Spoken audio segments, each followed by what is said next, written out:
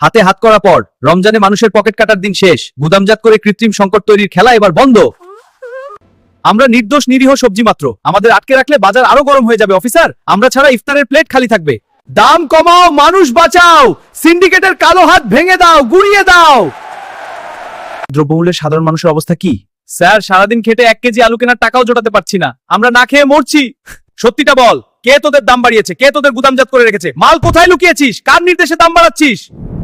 মহামান্য আদালত, এরা রোজাদারদের জিম্মি করে হাজার কোটি টাকা লুটেছে। এটা ব্যবসা নয়, ডাকাতি। Order, order.